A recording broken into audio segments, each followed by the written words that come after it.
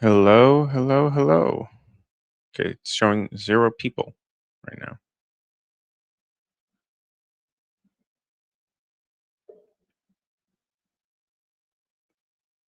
It says literally no. Okay, there we go. Hello, durud, shalom, marhaba, konnichiwa. So people are getting here. Oh, starting fresh is here. Hey, starting fresh. So we'll wait a couple of minutes before we properly begin so that enough people can come in. We have a very exciting show today. First of all, we're going to go through the latest updates from the Israeli front with regards to what we would be willing to do to Iran and under which conditions we would want to join back into the war. What's ideal from Israel's perspective. We will debunk some rumors about Mujtaba and his whereabouts. We'll see some actions that the U.S. is taking against the UN finally, and also why these types of actions are necessary. Then I'll present a theory for what I think Israel might be able to do that would be very effective, even before it's rejoining the war with Iran. And then for the second hour, hopefully, if technology does not betray us, we'll have a special guest on, another Israeli from the discussion group, Sapir, with whom I have some slight disagreements. And I think the discussion would be very interesting. She was in the discussion group. By the way, this is the link to the discussion group.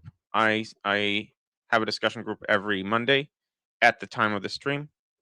And we had a very interesting conversation about Israeli politics that many people there thought was very useful and eye-opening, and something they would be interested in seeing on a larger platform. So that's what we're going to do. She's going to be joining in about an hour. Hey, Jasper. Oh, this is a good question.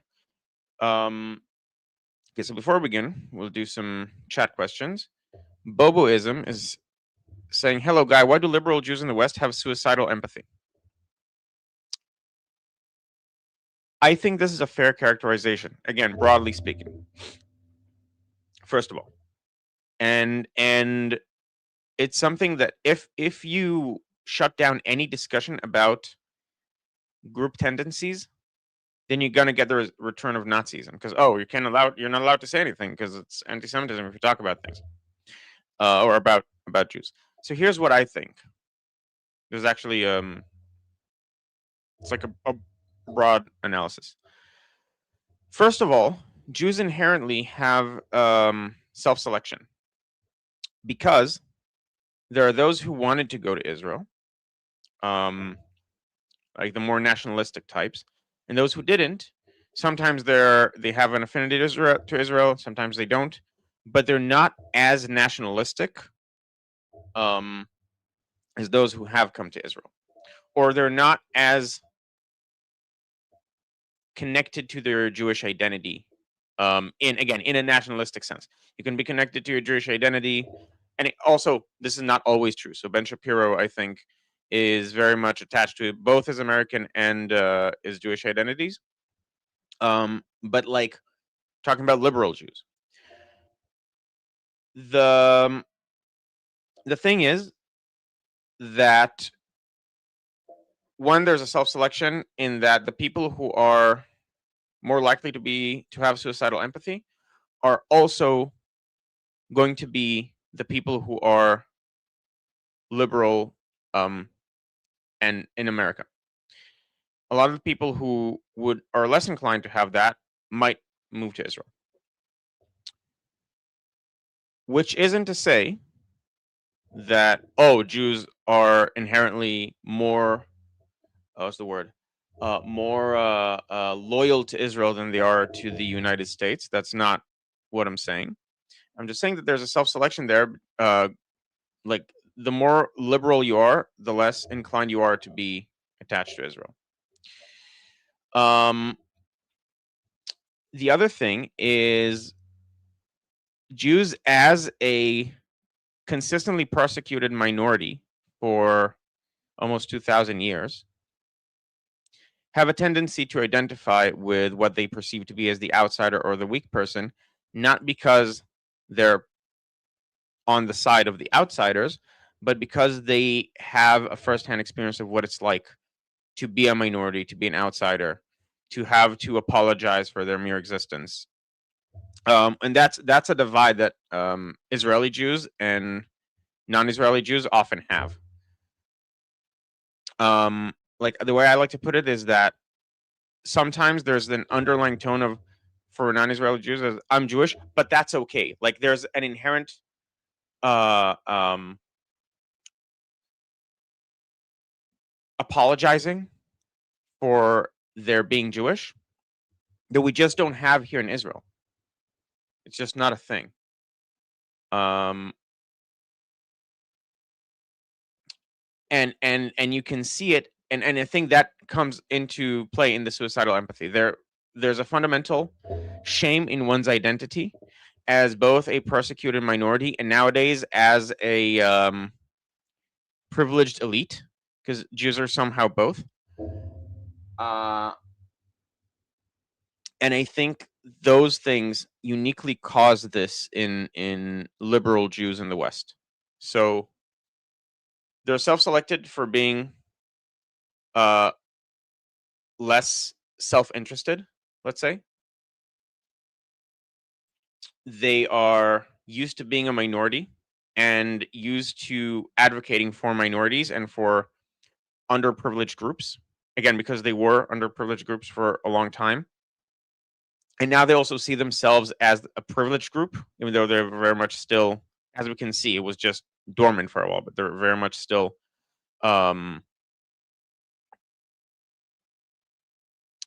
persecuted. And like the combination of those things, I think, makes a unique blend of suicidal empathy among liberal Jews in the West, which is a subset of Jews. So some like there's a thing with like stereotypes about Jews saying that Jews are simultaneously Bernie Sanders and Itamar Ben-Gvir, and all of them are both of those things at the same time. And or at best, if you're trying to be a bit more coherent, all Israeli Jews are Itamar Ben-Gvir and all non-Israeli Jews are Bernie Sanders. And neither of those is even remotely true. Ben-Gvir, on his best day, has support from less than 10% of the total population in Israel.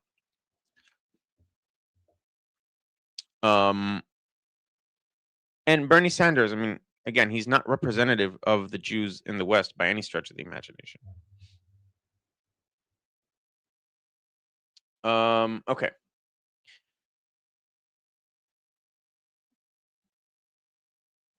Oh, okay, this is interesting. So Sean is saying Mormons have a similar issue. Outside of Utah, we are instinctively protective of minorities. Yeah, so I think it's a natural thing for a group to become, especially if it's filled with well-intentioned people. If you have an awareness and a sensitivity to what it is like being a minority, you are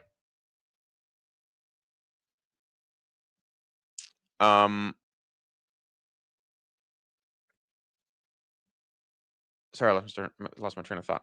Like if you have that sensitivity to minorities and you're well intentioned, you're more likely to advocate for them. Okay, so Boboism replied, interesting, good answer, guy. Many of my former Jewish friends here in Sweden are pro-Palestinians. Some have even worked in PFLP camps in Lebanon. That's a step too far. Capo, if you ask me. So I wouldn't say capo. I think it's because they're well intentioned. And that's a lot of people in the West. They're really, really, actually well intentioned people. They just don't know how to recognize propaganda, and especially when it's this well oiled and has seeped into a whole bunch of what or formerly well intentioned human rights organizations. So let's actually, this is a Okay, so so Samuel from Australia. In my country of Australia, it is seen as negative, or I assume the status quo, to be supportive of Israel. But I believe Israel has the right to exist, and many have a negative connotation. I don't know how this started. This has been a campaign that has been going on, and Israel has slept on the wheel. Like, it did not address this as strongly as it should have. But for decades, um, there has been an infiltration by Muslim Brotherhood adjacent and anti-Western sources, Russian, Chinese, and Muslim Brotherhood, and at least two of those are for, at least in part, overtly anti-Semitic reasons. The Muslim Brotherhood because I mean they're the Muslim Brotherhood. They hate Jews. They're Muslim supremacists, and anyone. They also hate Christians, but Jews had the audacity of creating of taking land that is supposed to be Islamic forever, and that's especially an affront because they're supposed to be subservient to Muslims, like Christians are supposed to be subservient to Muslims. So that's the Muslim side, and on the Russian side, and they're both doing heavy propaganda against Jews and against Israel, but covertly. On the Russian side, you have the Orthodox Church, and if you've read Alexander Dugin, he is very quick to attribute things that happen in the world to Mossad. For example, he had a tweet that said, "Oh, it's obvious that Israel killed Lindsey Graham because as a warning to Trump, like this is what's going to happen if we don't step in line." Dugin, basically Putin's intellectual, I don't know if master is the word, but inspiration at least. And that's what he said. And he's a Russian philosopher. He's also like the Orthodox Church, unfortunately, especially the Eastern Orthodox, especially, has an anti-Semitism problem and has had for a while. Oh, okay, so apparently, okay, so a few more comments. So, Just Music 81, speaking of minorities, good morning from a Lebanese Christian in Beirut, Lebanon. I mean, it's not good morning for either of us, but point taken. And I really, really hope to be able to meet you and shake your hands, hopefully soon. I love the Lebanese people, and I think it's such a shame that because of an external occupation by the Islamic Republic, we can't be friends. There's no reason for us not to be friends. So I'm really glad you're here. And I hope to see you again, like in future streams as well. But good to have you here. Okay.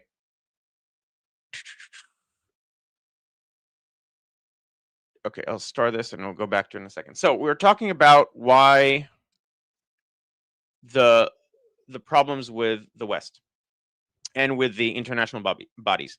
So Amnesty International recently created Amnesty International UK compiled an anti-rights list, groups that are against human rights of various kinds, and not one Islamic organization appeared on the list, but Christian organizations were, including the Catholic Bishops' Conference of England and Wales, as well as the Catholic Medical Association and the Catholic Herald.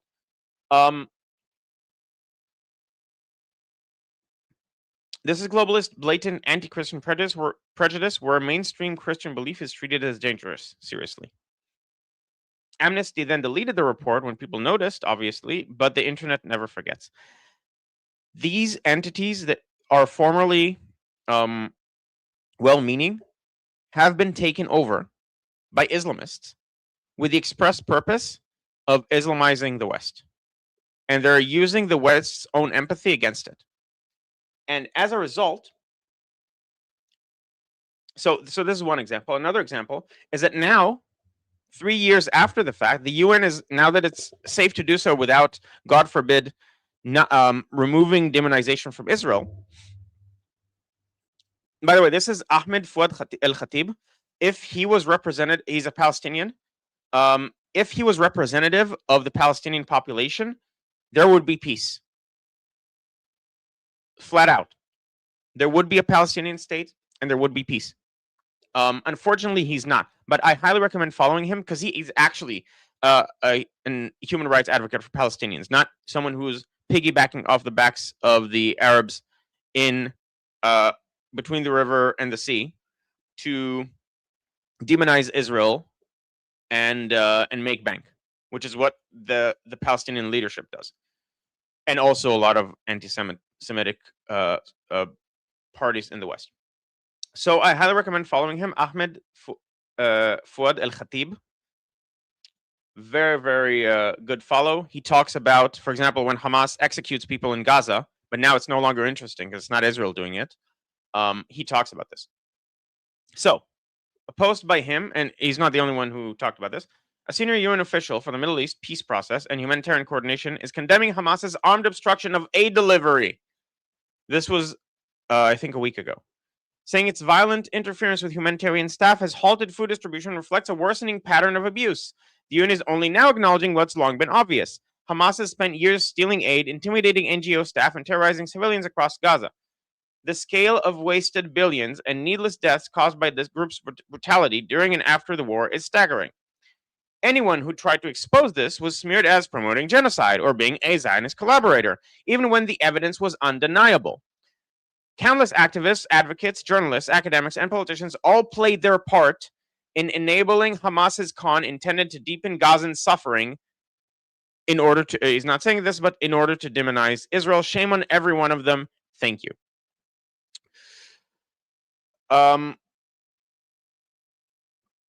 Couldn't say this better myself. This is the UN. The UN is an explicitly anti-Western body that has been taken over by Islamists because of the way it's distributed. There's a majority for anti-Western opinion in a fundamentally Western-oriented body. So it uses Western language to undermine the West. And as a result, I think I might not have audio. Let's see.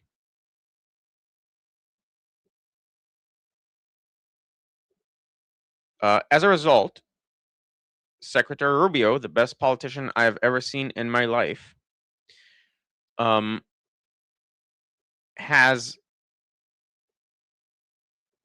here we go,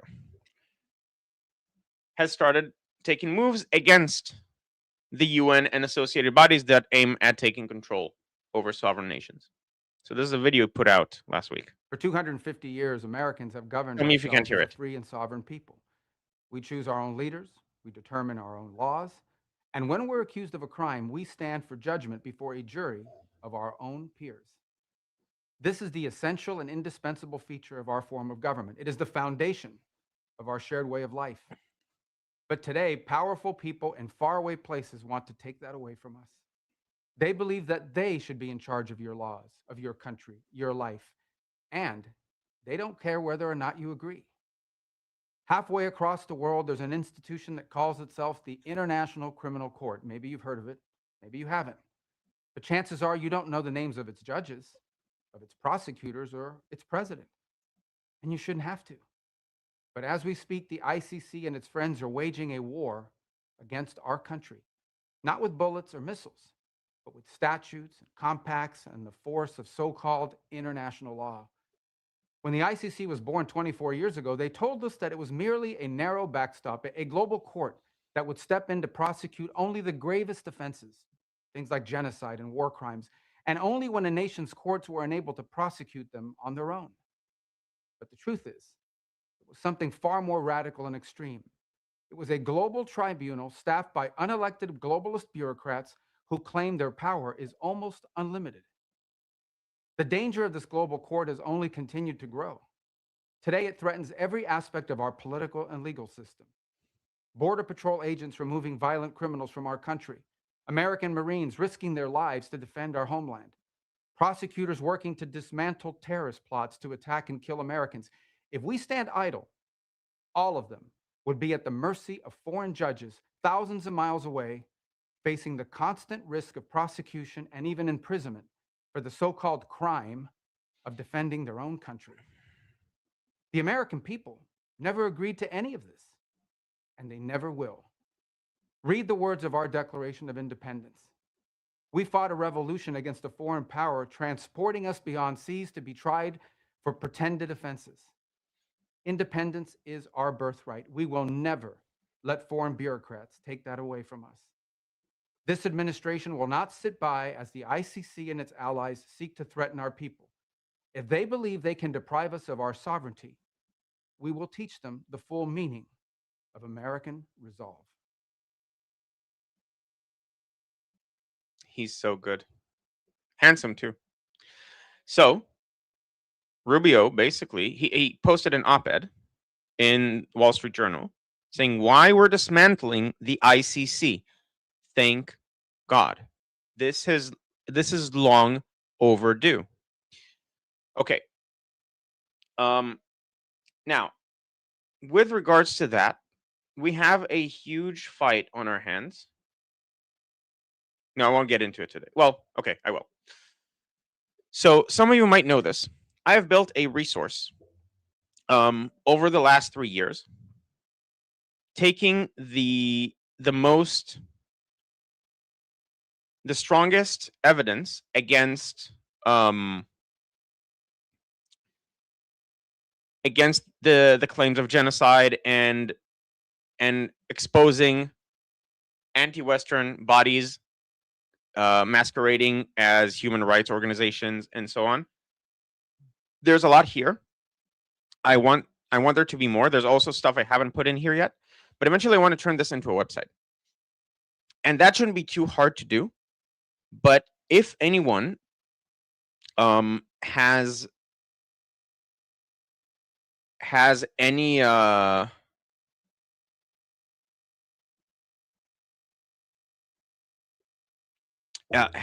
has any experience that's relevant to making this a website and making it like the hub for resources, it's also like very easily.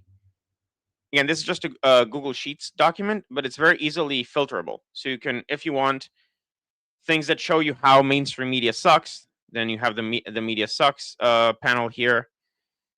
If you want Hamas sucks, UN and NGOs and Western elites suck. Academia sucks. No starvation. The show proof there's no starvation. Proof of children fighters. Pallywood proof of faked injuries. What I call horse's mouth, like people admitting, like there's a Hamas operative admitting that their tactic is maximize civilian casualties to demonize Israel. Debunks and a bunch of other things. Qatar, Iran. Now for Iran, I want to expand it, and like Iranian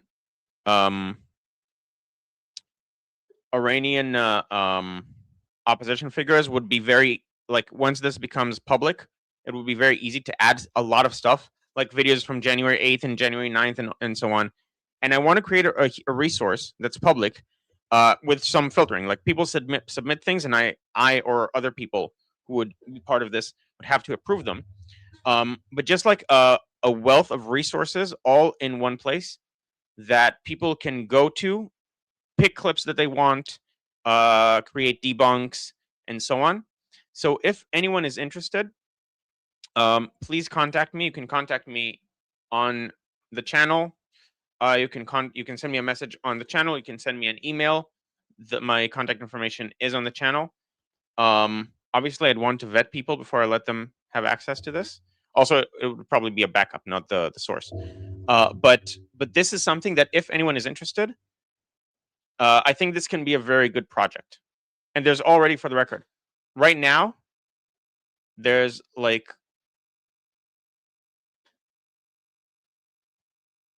almost 500 quality resources already uploaded,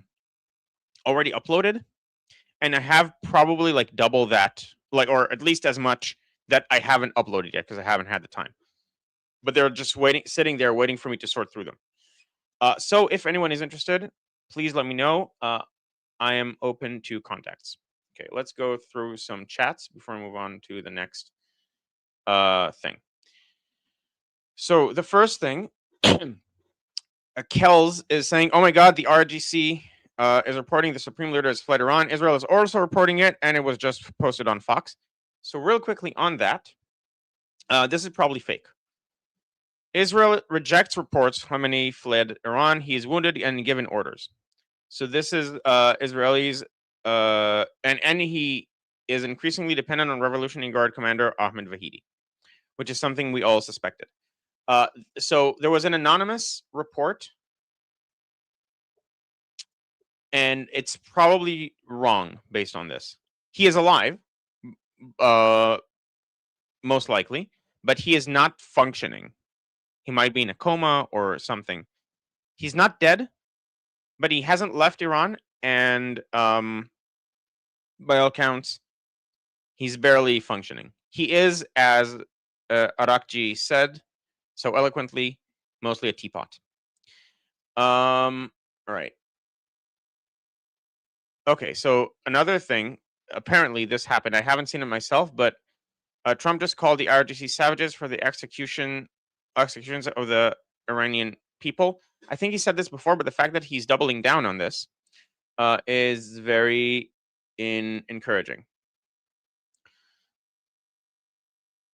and actually goes along with another report that I had here. So, okay, Jerusalem Post: Trump rejected a proposal from Qatar and Pakistan for a 10-day ceasefire with Iran, and apparently this was asked for by the regime, and they said, "Oh, we just received an offer from the Americans. We're looking into it." They didn't receive anything. They sent a request. They begged essentially for a ceasefire. And Trump basically said no. He has no intention of it doesn't look like he has any intention of stopping at this point. I think he wants to escalate. Okay, we'll get back to this in a second. Shauna is saying the Orthodox Church is a huge problem. They are trying to infiltrate the West. Some of it is devious. Some of it is a desire to bring the Latin and Greek split back together. Yes, that is true. Although I think it's way too late, because the Latin and Greek split, you have the Catholic Church, but the Catholic Church is only a small part of Christendom at this point. A lot of it is Protestant, and I don't think they'll be able to mend that. I mean, presumably you can argue that people like Nick Fuentes and stuff like that are that's exactly what they're trying to do. They're trying to convert evangelicals and other Protestants back into a version of centralized Christianity. But I think that's a very tall order. Okay, Samuel is saying, I have noticed here in Australia that those associated with Islam have used the LGBTQ front as their own force agenda, but is Islam not inherently anti-homosexual? Yes. That's why the chickens for KFC meme got created.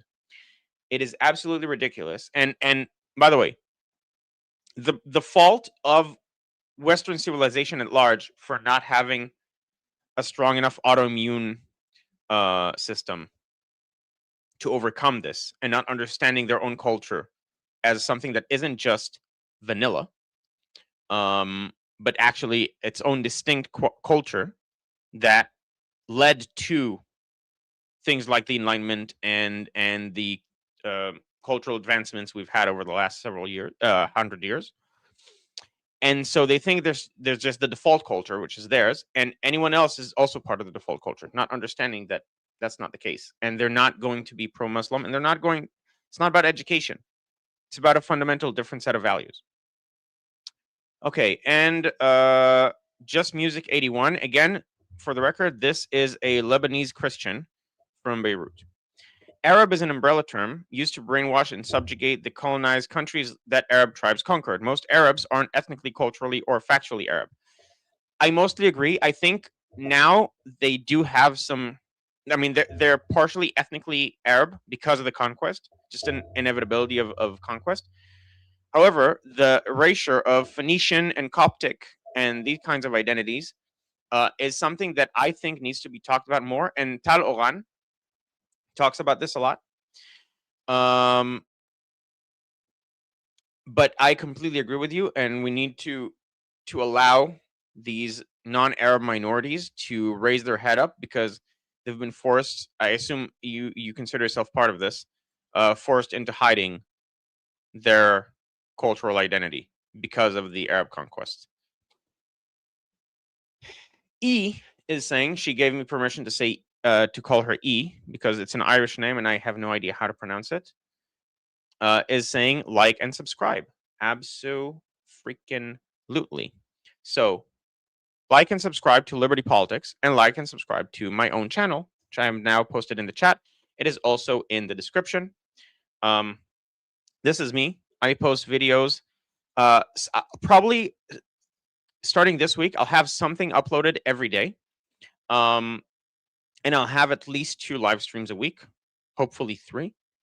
And so there's a lot of content coming. So subscribe to my channel. I posted it in the chat just now. And also, while you're at it, if you're not already, subscribe to Motorpool Grease Monkey. He makes excellent content about the US. And he's former military, so he has a lot of understanding, especially with regards to what's happening right now with Iran and the war.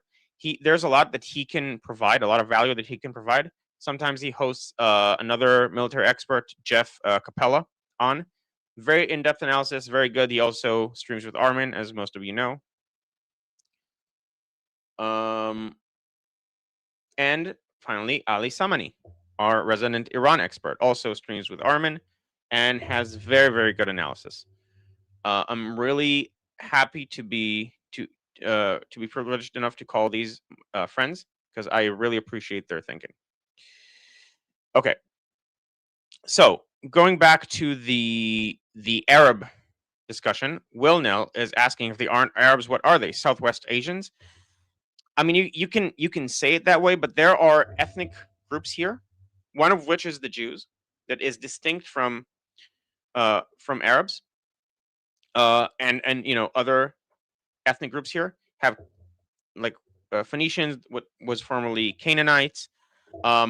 There are ethnic groups here that are not Arab, that were colonized by the Arabs and mixed with the Arabs, that are just they've been erased as groups. So okay, and so actually, Just Music 81 again, Christian Lebanese from Beirut, actually responded well. Berber, Copts, Canaanites, Aramites, Syriacs, among others. There are many ethnic groups in the Middle East that are not Arab. And I think they need to be like, we need to start a movement to make them less ashamed of their identity so that they can rise back up against the occupation. If they want to stay Muslim, they can stay Muslim, but like they have their own distinct cultures, and I think it's a shame to have them go to waste and to die out. Okay, Big Raha is saying can't have an ICC, no such thing as international law. Sorry, it's a one world government movement. Exactly, and that is why Rubio is working to dismantle it. Long overdue, in my opinion. Shauna, thank you for the super chat. And by the way, as you can see down at the bottom, I will read all super chats. So feel free to send super chats. I will read them. Even though I'm not Armin, I can do that. And hopefully, at some point, we'll get me to 1,000 subscribers so that I can also get super chats on my own channel. But for now, I'm only reading Liberty Politics super chats. But if you like my work and would like to support it, like, subscribe, post a comment to my own channel, as well as Liberty Politics. And the actual comment is international law is fake and gay, which is a quote from Nux. Amen. Nux is great. And another one from Shauna. Another comment from Shauna. Rubio is now clearly more popular than Vance. Vance's attempt to save his career by going on Rogan just made people dislike him more because Vance is basically a commie. So I thought that was what was going to happen.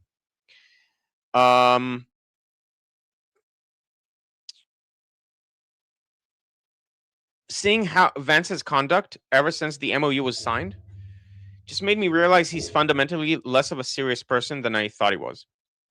Which is not this. I mean, you can have a substantive opinion against the level of support that the U.S. provides Israel and stuff like that. That's fine. It's just that the analysis was unserious. The way he conducted himself was unserious, and I think a lot of it, like he's exposing himself. I think now, and also he's, I think, panicking because the one thing he was tasked with doing two things so far in the administration, other than looking pretty and speaking well. One is the anti-fraud department that he's heading. Now, that's a department that he's heading. He's not actually the one finding the fraud. He's less personally involved with that, so I don't think he's going to get a lot of the credit. I think it's doing good work from what I've been able to tell, and some of it presumably is due to his leadership. But I don't think he's going to get as much credit for it as like other things. The other thing he was very involved in is the MOU. And we've seen what happened there. And I think he's panicking and he's trying to save himself by throwing Israel under the bus. And I think a lot of people are seeing through this. And the fact that Rubio, for most people, even the people who are pro him, like who prefer him, it's like, okay, we want Vance Rubio 2028. That's basically I've never seen anyone say, I want Vance, but I really don't like Rubio. I don't want Rubio to be part of the ticket. I've seen a lot of people say, I like Rubio, but dear God, keep Vance away. So I think Rubio has an inherent advantage there. And that's because that's before he even started properly running and putting these arguments together. Roman Viking is saying, I think the big problem with the Israel-Palestine conflict is that you have to have an informed opinion, you have to learn history, and most only learn the events which justify their own side. I think that's true of anything. The problem with the Israel-Palestine conflict is, first of all, in general, holding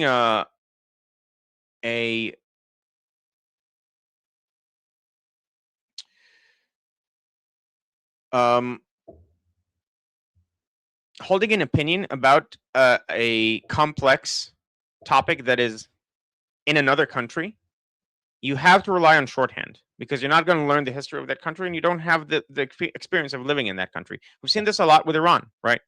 A lot of, like, we've seen how, I mean, presumably some of you at least saw this. Goldie and Armin both said, wow, seeing how many people get Iran wrong makes me question a lot of what we hear from analysts about other countries that aren't the ones that they live in. And now Israelis have known this for a long time because we're constantly in the news. And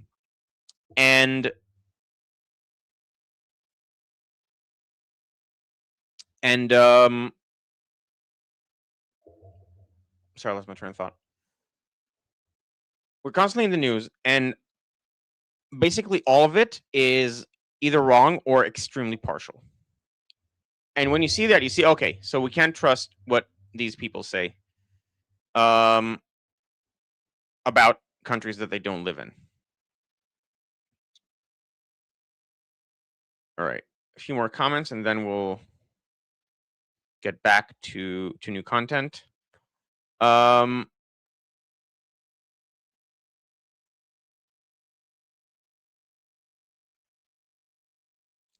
Trump, so Sean is saying Trump does not seem to be paying attention to the polls as much as we think. He has been ignoring it to some extent.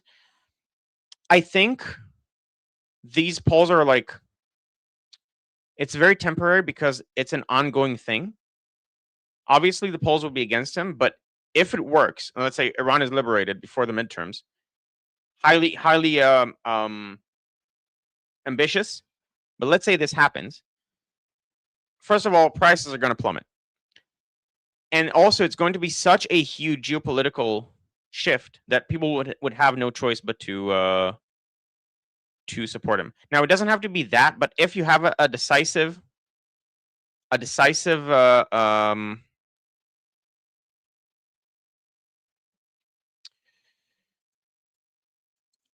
victory, these polls are they reflect a temporary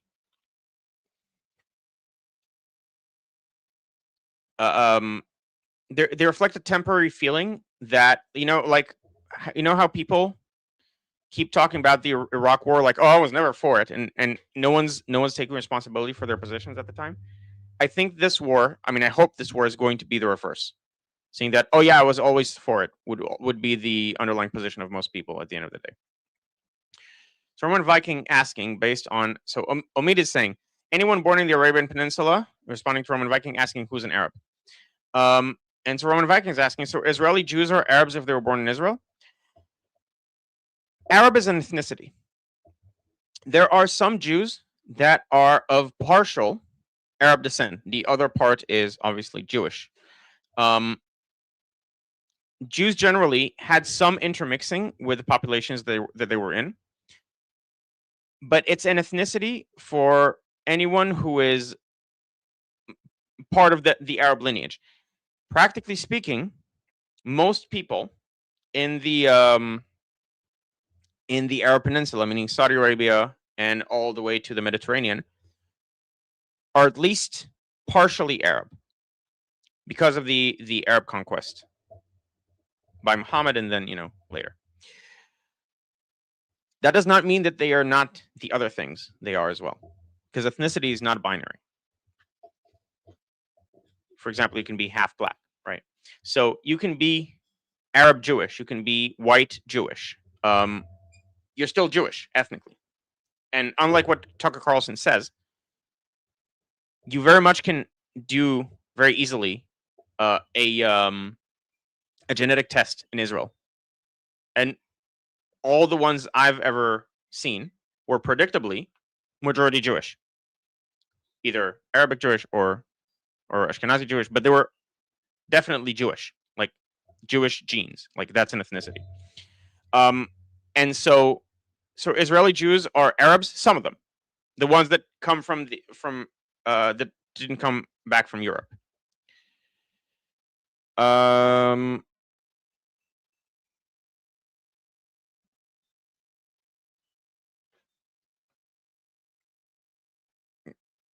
Okay, I'll skip ahead a bit. There was something I saw passing by.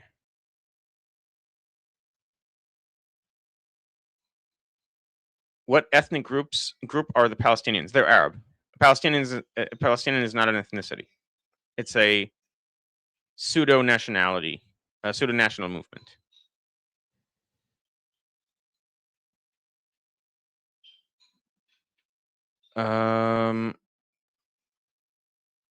Okay, so I'll move on. There's a lot of interesting discussions in the comments. I don't want to derail the show too much, but I'd rather so while Daisy is saying I'd rather a Rubio Vance ticket than Vance as president. I don't think he's suited for president yet. Not enough experience. I agree with that. So someone said I want Rubio and pick someone else as the vice president. I don't mind Vance being in the cabinet or vice president again. I think being vice president again is a bit of it's weird. But you can make him some secretary to get more experience. I don't mind that. I don't mind him in government. I don't think he's like this toxic thing. I think he's playing the wrong crowd. I think he's fundamentally a millennial who's terminally online, who thinks what he sees online is more representative of the public than the actual public. And he's just wrong. Okay, so that's what Starting Fresh said. I don't want Vance at all, only Rubio and his pick. He will pick wisely not to pour votes. I don't mind Vance being vice president again. He's harmless as vice president. Okay, Shauna with another super chat. Thank you for the super chat. Vance can't win the Mormons or the conservative Jews, and his anti-Israel stuff is pissing off the evangelicals. You can't win the primary without them. I hope so. I don't. There aren't enough conservative Jews to matter, I think, but the evangelicals definitely. I think he's alienating way more people. Rubio hasn't alienated anyone. He's not made an overtly pro-Israel comment in a couple of years. Not because he's not pro-Israel, because he understands the optics. He's talking about the facts. Like, okay, we didn't know that last week. Now we know. We saw that yes, Hezbollah was the one breaking the ceasefire, and Israel had to respond. We now know. Like, he's just talking about the facts. He's not talking about oh, we need to stand by Israel, even though I think he does think that. It's just not the right framing for the moment. Okay.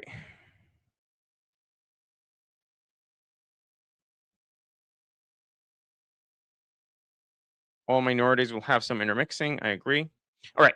So The next topic I was going. Oh, actually, okay. There is something here that I should probably.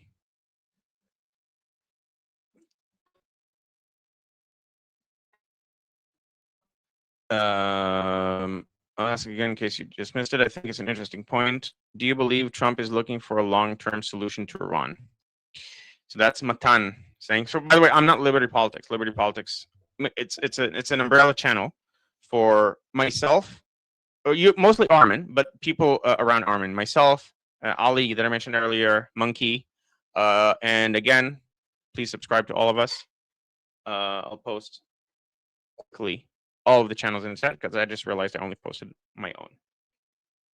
So Ali, Monkey, and myself, all giving very in-depth, very strong analysis on their topics. Mine is Israel and Middle Eastern geopolitics. Ali is Iran, and Grease Monkey is the Americas. So, do you believe Trump is looking for a long-term solution to Iran? Yes, I have reasons to think. I won't get into why now. That eventually he wants to help liberate Iran.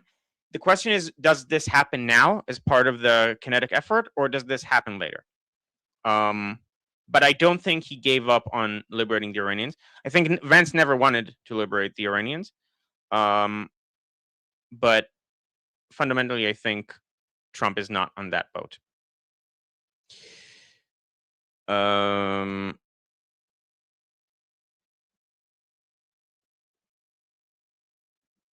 Yes, so this is okay, fair. If a president, starting fresh, is saying if a president dies while in office, then the VP is automatically president. So for me, Vance is out. I can understand that perspective. I'm also worried that Trump might be assassinated. That's my biggest worry because then Vance is president for 2 years. I mean, if it happens now. So that's fair. I revised my comment. It is better to not have Vance as vice president specifically, but I don't mind him in the administration in some other role. Where, like, I'm sure he can do some good. He is a competent person on certain things. He's just shown that he's fundamentally incompetent on others. Yeah, Besson too. So Besson is also very good. Matan, yeah, I had to get your attention. I subbed to the other channels. Okay, great. Okay, and Yael from Jerusalem, thank you for the super chat. Shalom and many thanks, Guy. Am Echad, one nation. Talking about Jewish unity. Okay, so the next topic that I had in mind, quickly, is Bezalel Smotrich. I won't play the video now, but Bezalel Smotrich, finance minister, hawkish, quite right wing, said recently this translation is slightly off. The state of Israel has no interest in joining the conflict between Iran and the United States. This is wrong. Join the limited conflict. He used the word metucham, which is like fenced off conflict between Iran and the United States. The current situation is the best for us. The goal is to weaken the regime and bring about its downfall, and the best way to do that is through economic means. So essentially, this goes along with a report I saw yesterday. That essentially Israel, if we return to fighting, we want to strike economic targets, like dual-use economic targets, to hasten the fall of the regime. Smotrich is conservative, very conservative. Shauna is asking him. I'm answering now.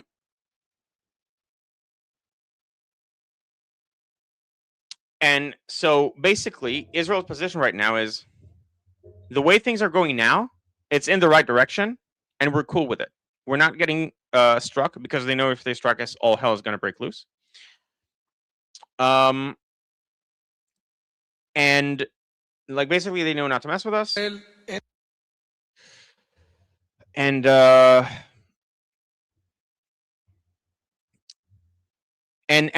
regime is getting closer to collapse with every day that passes. But we don't want to do more of the same. We don't want to strike for the sake of striking. If we go back to fighting, we want to go back to fighting properly in a way that would hasten the collapse of the regime.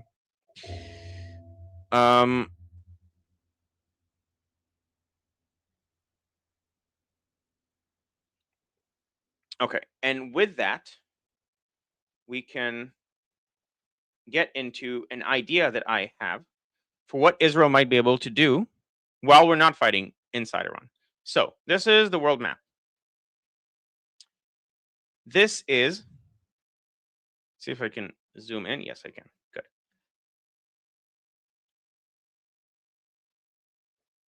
This is the Strait of Hormuz. The Strait of Hormuz basically affects the oil export of these countries: Saudi Arabia, Qatar, UAE, Kuwait. This is the only way they have out of the Persian Gulf. This is what the IRGC is holding hostage, and that's what's causing the problems. Now, the Houthis in Yemen are threatening to close Bab el-Mandab, which is a much bigger deal globally. Because this is like 25% of the world's oil exports, just because a lot of oil is concentrated in this area. But this takes you into the Red Sea and into the Suez Canal, which is a man-made canal explicitly made to avoid having to circle all of Africa to get from East Asia to the Mediterranean and the West. So Europe, the Americas. And so if you close this off, except for Saudi Arabia, which can shift exports through here, anything you want to move from east to west or vice versa is now blocked. So this cannot be allowed to happen. And I think Israel should strike the Houthis for several reasons. One, we already know that the regime is scared shitless of Israel. And we know, we have seen that they're not going to come to the aid of their proxies. And if they will, great. We'll bomb the shit out of them. But we can bomb the Houthis for holding the strait hostage. So we have like a casus belli. We have just cause for striking the Houthis. I mean, they're not a threat to Israel by any. They can throw missiles like in Israel. If you hear an alarm, you decide whether to go to the shelter by whether it's Iranian or Houthi. If it's Houthi, it's like, okay, I'm staying in bed. It's fundamentally not people don't take the threat seriously. If it's from the IRGC, then yeah, people go to the shelter. So this is not a huge problem for Israel. Their ability to express force, to project force against Israel is very small. And they're already very weak. I think they're teetering on collapse, and we can take them over the edge. Now, what's the difference between the Houthis in Yemen, again, a proxy of the IRGC, and the IRGC in Iran? Why would this be much easier to take apart? Because Yemen has the one thing that we wish the Iranians would have, which is arms. So this is the map of Yemen. So somewhere in the mid 2010s. Oh, does it say Palestine? No, it says Israel. Oh, okay. It says Palestine on the West Bank. It's fine. If it's a neutral map, it has to. So I was replying to this super chat by Omid. Thank you, Omid. When can we finally end effing Houthis? So this is the plan I suggest that it would, I think, end them. I'm not an expert on the internal stuff going on there, but just, on with napkin math and using some heuristics, this looks like it could end them. The problem is they have mountains here, so that makes it more difficult to strike them.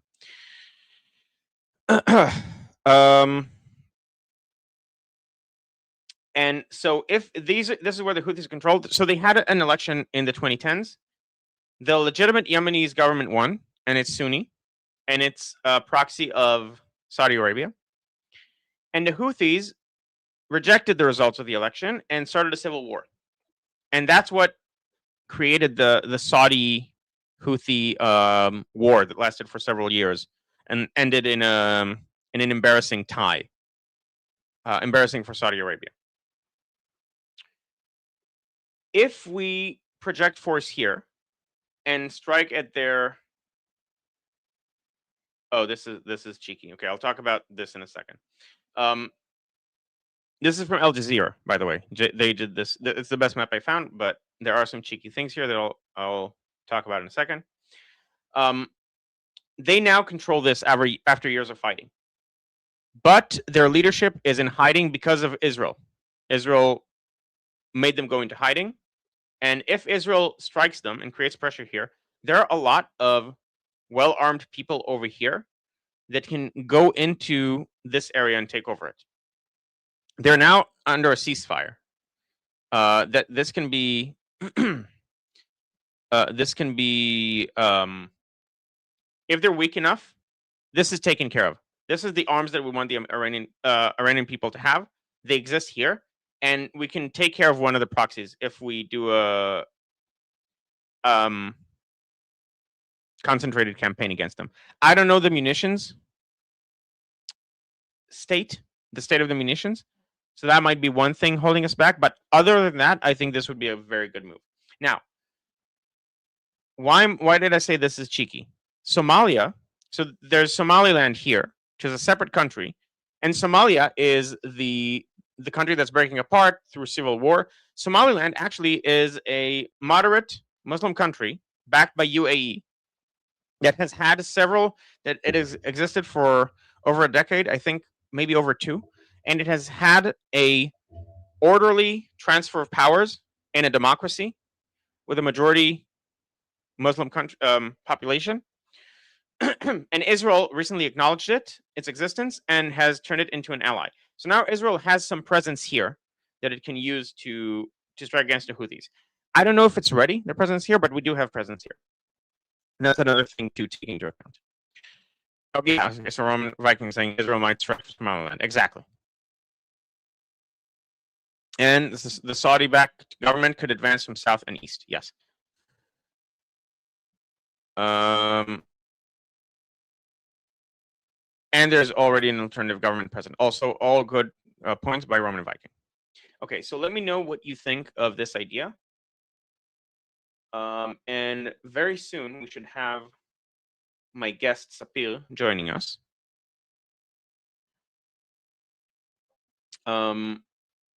So let me know in the chat. I'll look quick in a bit. Meanwhile, I'll go over a couple comments.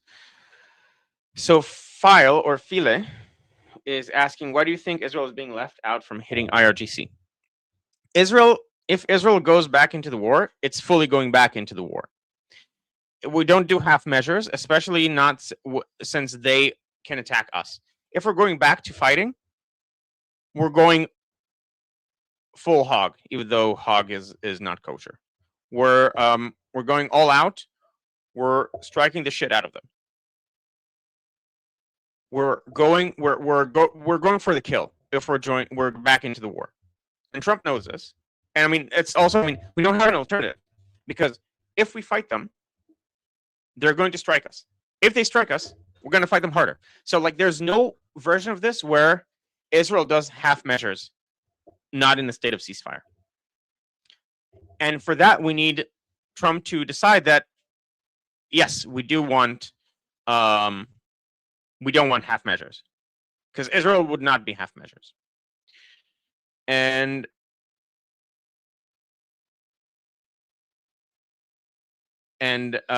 Seth Line Road says, honestly, I think Rubio could unite the Americas. Yes. Okay. Actually, I originally read this differently. I thought you meant like people in the US. I think he can do that for most people. I think he can have like a Reagan level landslide if he is the candidate.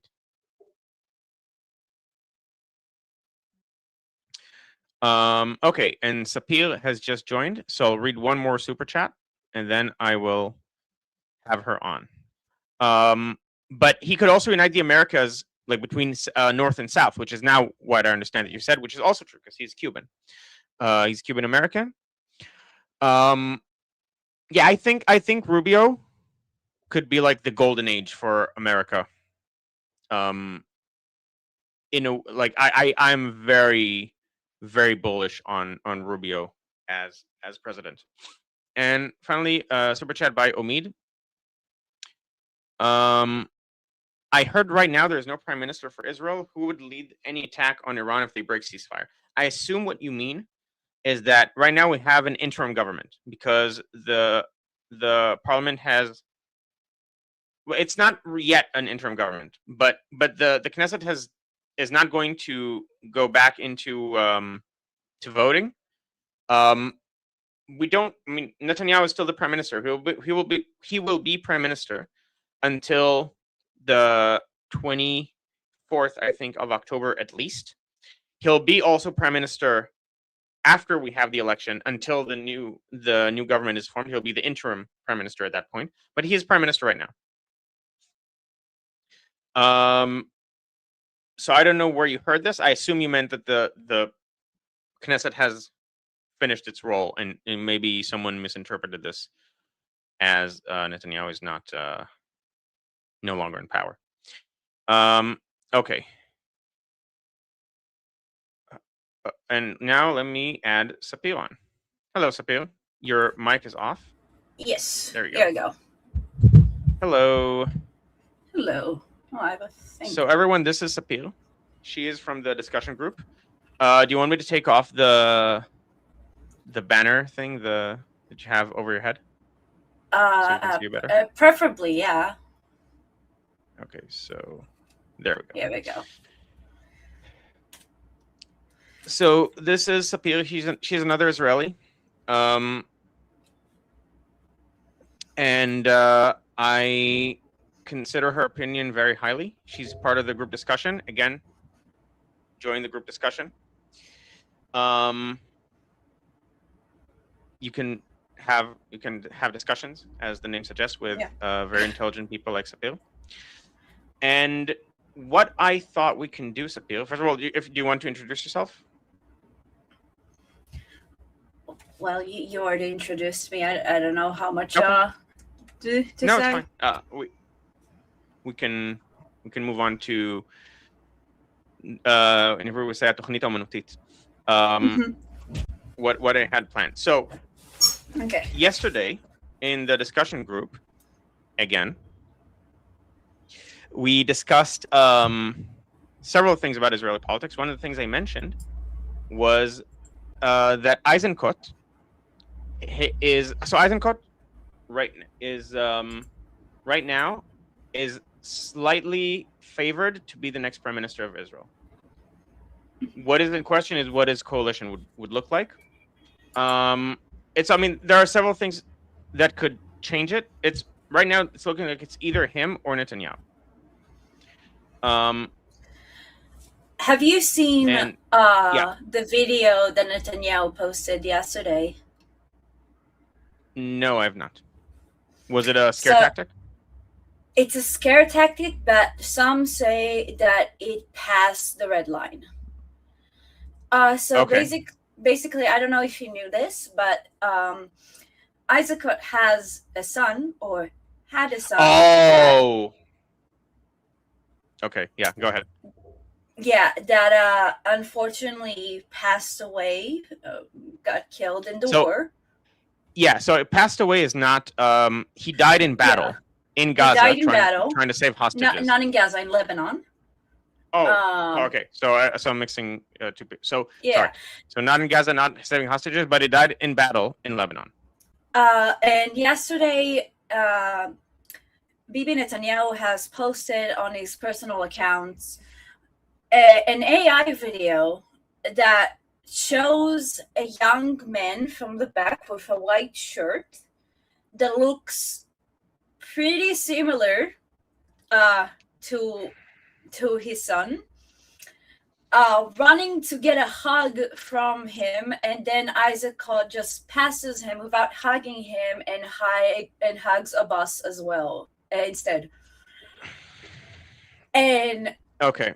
Oh my God. And he had the writing that said Akhdut on his shirt, right? Yeah. Okay. So if that was the intention, that's disgusting. That is absolutely disgusting. I don't think it was the intention. I hope that it wasn't the intention, because that is more than dreadful. Yeah, that's completely fucked up. I don't know if they made it look like his son on purpose. It could just be Really the idea that hope- he's like, yeah. it could just be that he wanted to make the message that Eisenkot is, instead of going for a unity government, because that was the surface level message. Instead Yeah. of going for a unity government, the accusation is that he will go into a government with the Muslim Brotherhood. I don't like attributing intentions, so I'll caution that if this was Yeah. in any way intentional, it's beyond fucked.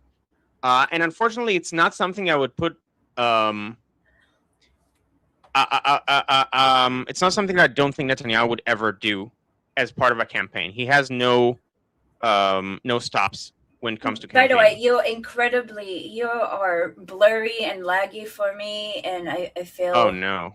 And I see that someone else in the chat also mentioned Yeah. that. Okay, I see that. Yeah, Omid is saying it. Thank you, Omid, for letting me know. I assume it's something about the internet connection here. I don't think there's much I can do about this because, like, right now it's maximum. But if it becomes too much, then let me know and we'll, I guess, either end the stream early. Both of you have been laggy, so Sapia's not laggy for me. Okay, people are saying fine here. Interesting, because that shouldn't be different across people. Okay. Yeah, even if not, it's still an atrocious oversight. Exactly. So the fact that you didn't think of this as an option, like even in the charitable scenario, is fucked up. I think I don't like to be like, oh, even. Oh, sorry, you accidentally It's left. okay. Yeah, sorry. Go ahead. I don't like to think about it that way, because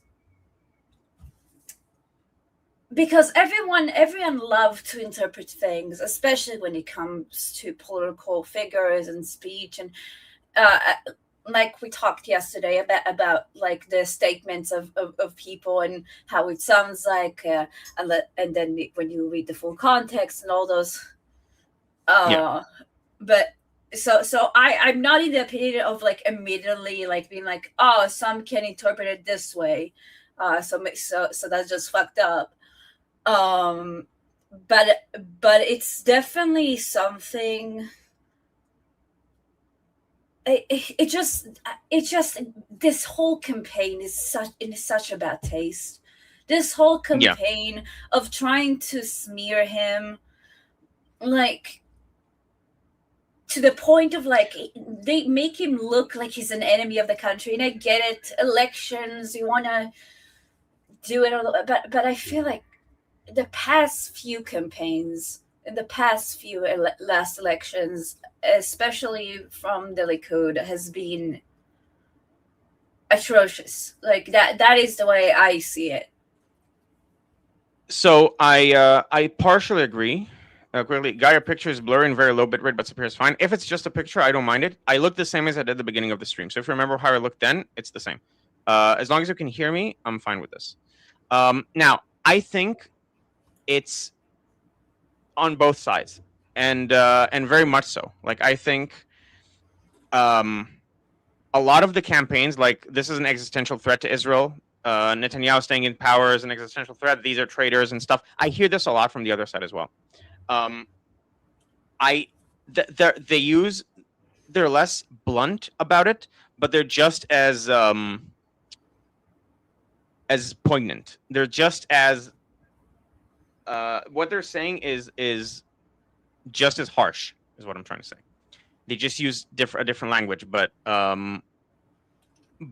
the idea is these are traitors, and they cannot be allowed to rule because then it's the end of Israel and stuff like that. I hear it constantly from the opposition as well.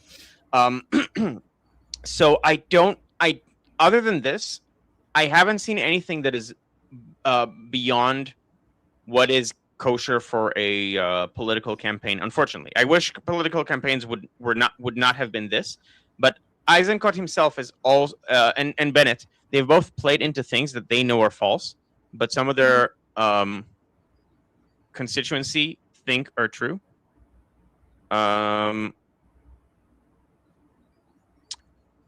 And so, like, no one is innocent here in my mind. Oh, no one It's is very innocent. possible. Don't get me wrong.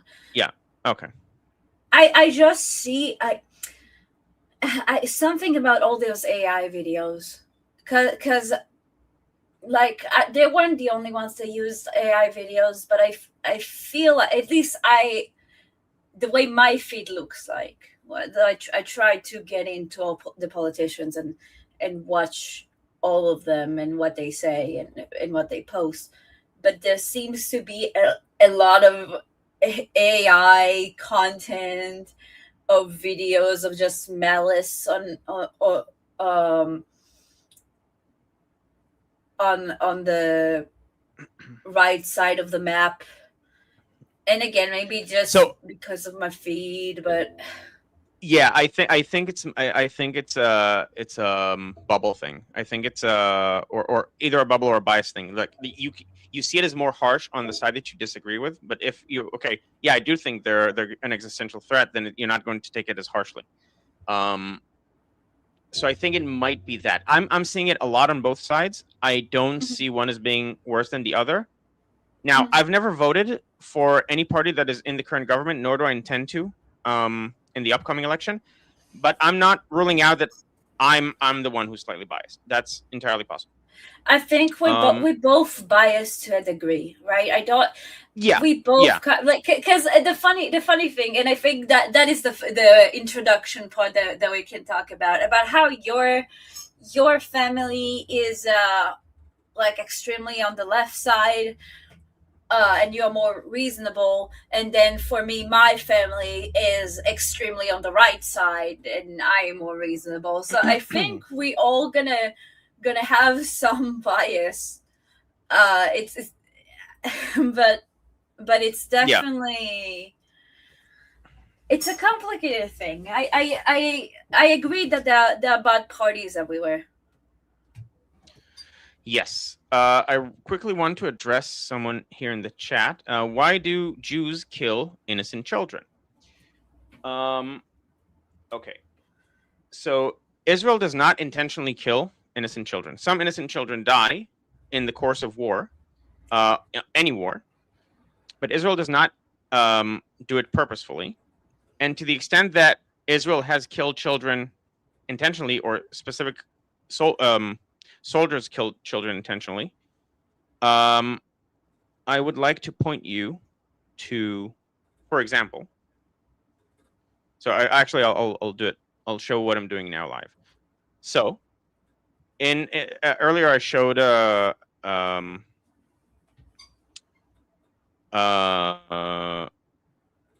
resource bank that I made.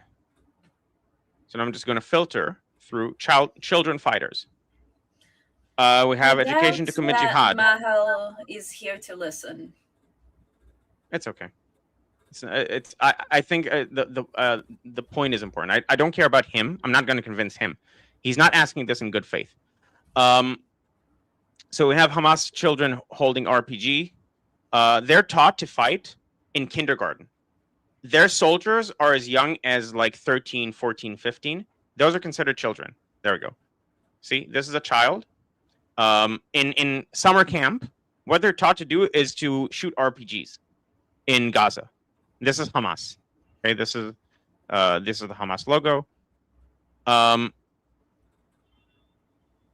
So if you're shot at, first of all, you don't always know the age of the person shooting you. Secondly, you don't take their ID. If they're like 15, they could look older. And it's not it doesn't matter what their day job is. So like, why do you shoot journalists? Because other than being journalists, and maybe in their day job, they're active Hamas fighters, and so we don't check their resume before we fight them, before we strike them. And this is just a cynical usage of of humanitarian law and humanitarian standards in the West in order to discredit Israel. And so then some children die, unfortunately, because they're used as human shields, because Hamas refused to evacuate people and to allow people to evacuate when Israel asked them to evacuate, so that they wouldn't be in danger in the fighting area. And others are actual fighters that a child in this conflict is anyone under 18. Okay, there's another good point to bring up. It's in raw stats. And there's actually, this is from I need you to send me this. So this is mine. I if you look at the stream earlier, this is on my own personal Google Drive.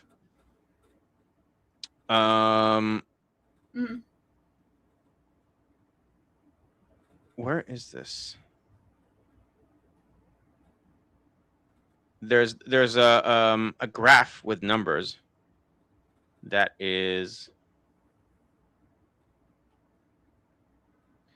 shows essentially the fatality rate by group, and males 15 to 19 are and 20 onwards, like fighting age males are okay. I'm not fighting it now, but fighting age males are much very overrepresented.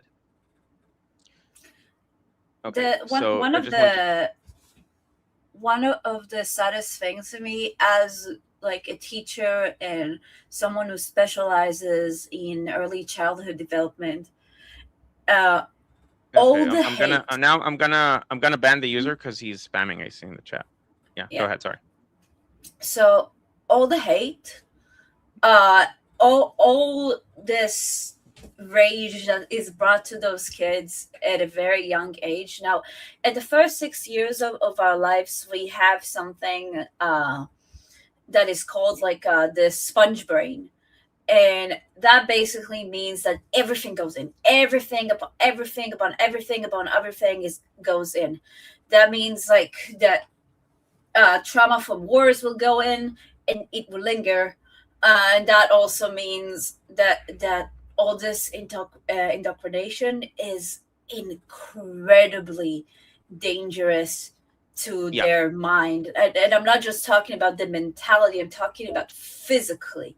It can physically harm their brain's development. Yeah. So my background is in cognitive science, and absolutely. We develop a lot of our worldview very early on, and we have like stable rules for how the world operates. And often this has to do with parenting. Like if you have bad parents that make you feel insecure, or you don't have a place in the world, you can carry that on for the rest of your life. So you might be able to change it under extreme situations, but I think Superior's frozen. At least on my end. But the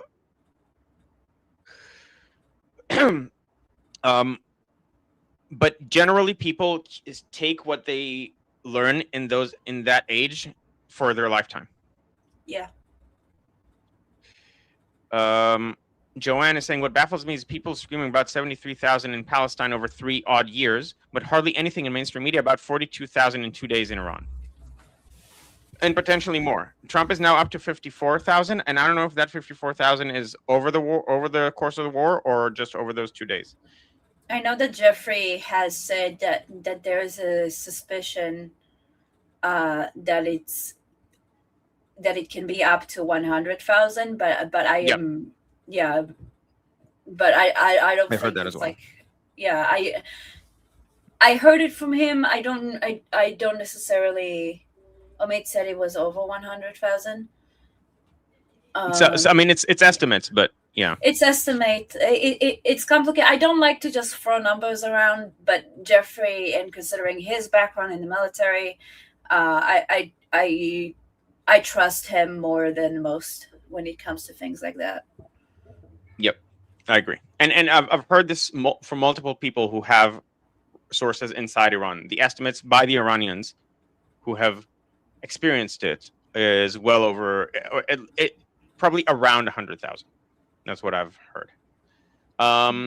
Okay, so what I wanted to talk about with you, what I thought we can do today as like an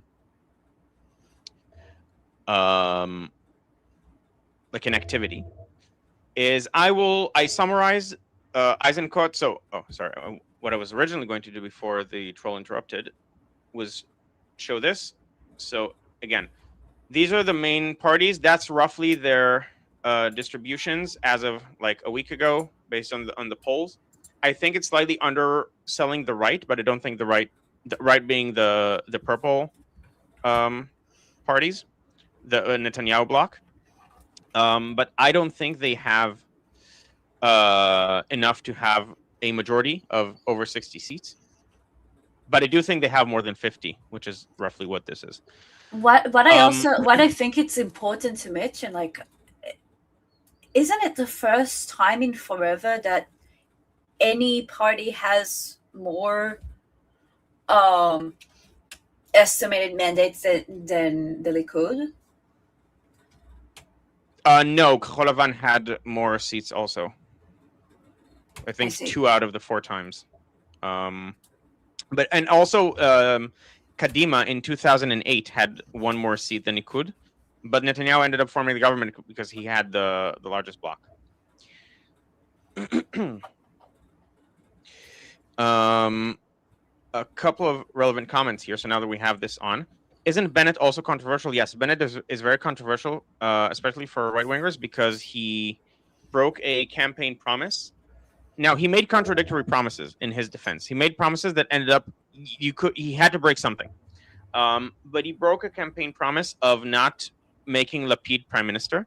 The problem was that he should never have made that promise to begin with, and I think he made it because he saw he was losing supporters, because people were afraid that he would make Lapid prime minister. So he signed a document saying, I wouldn't make Lapid prime minister, and I'll make sure that there's a government after. What? And then he had put him right next to him in the seat. Yeah. And the problem with Bennett, I think he's going to lose way more seats than he has here. Is I think his campaign is incoherent. He's historically to the right of Netanyahu. He's like around Smotrich levels, a bit less, but around. He's closer to here than here. But now he's running as part of the center-left bloc.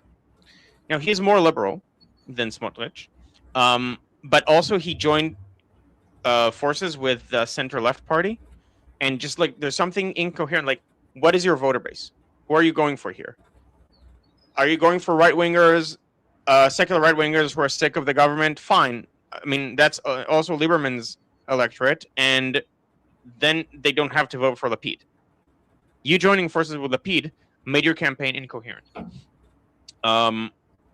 So that's my thinking of Bennett, and that's why it's controversial. Right wingers, he's like persona non grata for supporters of the government.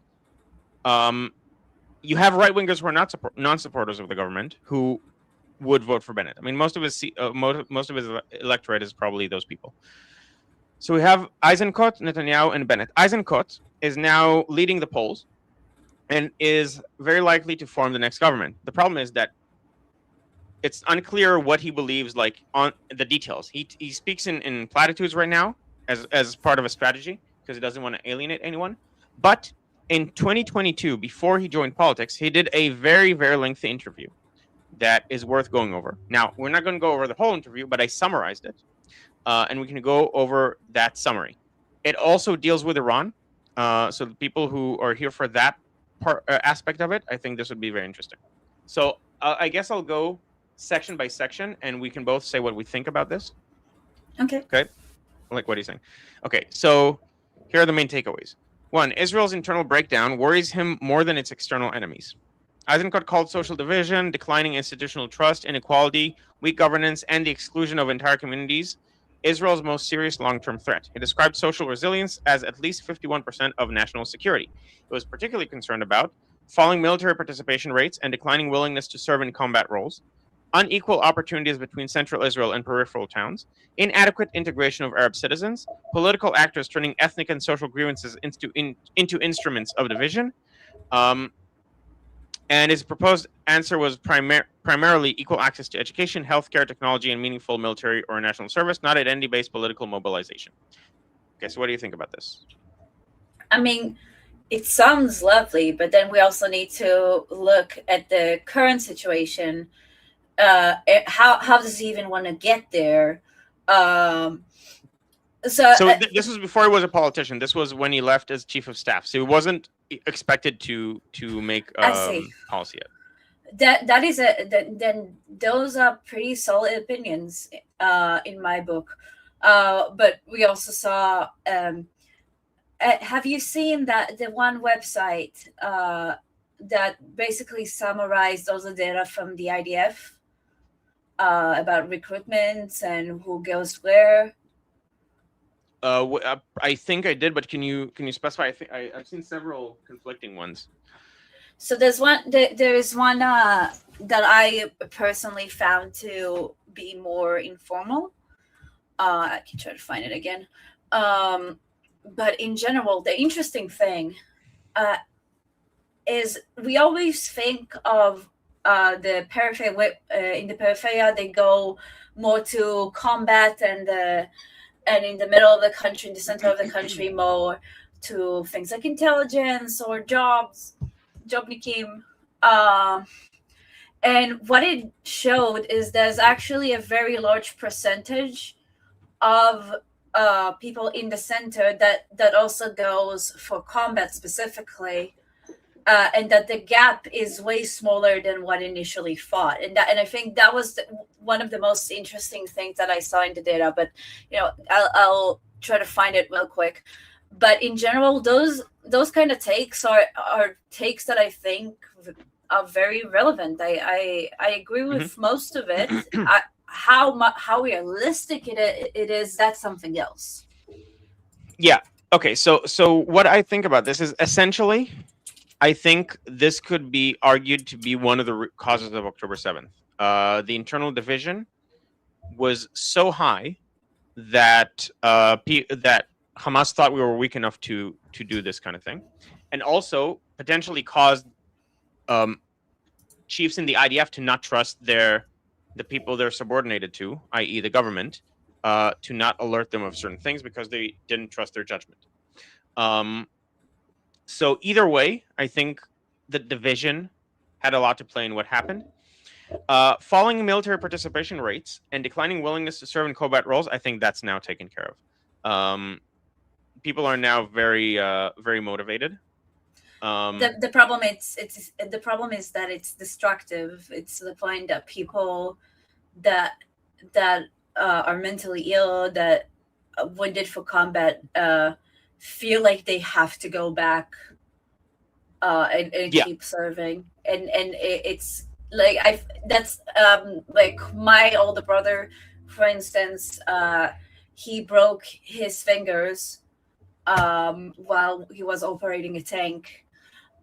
At the moment, like, he didn't even heal all the way, and he immediately went back to reserves, and it just, and then he broke it again and disseminated surgery. so it's this kind of things that it can be very destructive, and I think we are in such a chaos. Like, we feel such urgency right now that collectively as a country we are just on fight or flight mode right now, and I think that's been like that for the past 2.5 years, and I think that at some point there will be a collapse if it keeps going like that. And I think we're already starting to see what's happening, especially with all the discussion lately about Hasidic Jews and and the more protests that we see from actual reserves and not just people that want to use it for their political agenda. Yep, I completely agree with that. I so like in a sense, it's a good problem to have. It's a problem, but it's a much better problem than having not enough people wanting to join the army. You can curve people who want to go back. You can say you can't. We have manpower issues, which is why we're allowing them to come back. That's a separate issue that can be solved with the ultra orthodox. But you can't force people to be willing to fight if they don't want to. Have you seen the report from the Ramatkal, like the letter that he wrote? Like, what do you think about that? Yeah, so the Ramatkal is the chief of staff. Which letter? The letter where he wrote that we actually do lack soldiers and we actually do need more power, and that he needed to even like withdraw soldiers that are needed in Gaza to go take care of any extra stuff that are happening in the West Bank, because things keep just escalating and escalating there. So it's so the way he presents it, and by the way, like in the Knesset, the coalition was basically like, he went into politics, he should be fired. Whether you agree with that or not, that's something else. But he did pose a concern. He didn't. He wasn't outright. He didn't make a post on it. He didn't just say it in random interview. He sent them a discreet letter. So there's several things about that. One, he has voiced this for several months. The last time he voiced it was actually in favor of signing the existing form of the drafting bill. Mm-hmm. So that was the context then. Now the context was because they gave exemptions to Arikim to draft Dodgers. So like the first time was actually for the government, like supporting what the government wants to do. It was taken out of context and now it was reported. This time, yes, it is due to the government making decisions that are not for political reasons and not for the good of the country. The two things here. Also, I agree with political actors turning ethnic and social grievances into instruments of division. That's a problem. We just talked about this even before we read this interview. Yeah. But when you say unequal opportunities between central Israel and peripheral towns and inadequate integration of Arab citizens, sure, everyone agrees on this, but the devil's in the details. So this doesn't really mean much. Yeah. As you said. It's all very general, yeah. It's a generally good take, right? Because we have a lot of petition with generally takes that are not the best. It is articulated. It's just not. It doesn't say anything. It's empty words until I see a plan. Here's the context. Smotrich, which is the second most extreme right-wing leader of a party in Israel, has also said in long-form podcasts that he really wants to integrate Arab society. It's good for Israel, and it's impossible that in a democracy 20% of the citizens are excluded. This is Smotrich. Now, obviously, this is not reported in mainstream media because it goes against the picture of him that most people create, which is why I make a very clear separation between Smotrich and Ben-Gvir. Because Ben-Gvir, I don't think would do that. And actually, he said this in the context of criticizing Ben-Gvir and his conduct as Minister of Internal Security or Homeland Security. So even Smotrich is saying this. The question is how, and without the how, it's hard to judge. Exactly. Okay. The second point is Israel lacks an actual national security doctrine. He argued that Israeli governments make major decisions on Iran, the Palestinians, force structure, military budgets, and conscription without an agreed definition of Israel's long-term national objectives. You were lagging, like your voice was lagging. Can you repeat it? Yes. He argued that Israeli governments make major decisions on Iran, the Palestinians, force structure, military budgets, and conscription. Okay, it's without even an worse now. agreed- Oh no. Tell me when it's better. I'll let you know when you are not a robot. Okay. Testing. Is it okay now? Oh, yeah, here I go. I can hear you now. Okay, good. So he argued that Israeli governments make major decisions on Iran, the Palestinians, force structure, military budgets, and conscription without an agreed definition of Israel's long-term national objectives. He distinguished between a broad national security doctrine on which left and right could agree, the government's specific policies, which could legitimately change between governments. So it's not about, okay, you can't have a long-term plan for certain policies because governments change, but nevertheless, you should have a broad national security doctrine on which everyone could agree. And without this framework, he said Israel drifts, reacts tactically, and allows short-term political pressures to determine strategic outcomes. I really agree with that. And I think I remember reading this interview and thinking, wow, that's a really good point. I think it's an interesting point. I actually agree and disagree. I think that there are long-term goals that are just not stated, that talked about within. It's like they're hinted over. Mm-hmm. And let's take for example the whole thing with the West Bank. It feel throughout the years we see more and more buildings in Area C.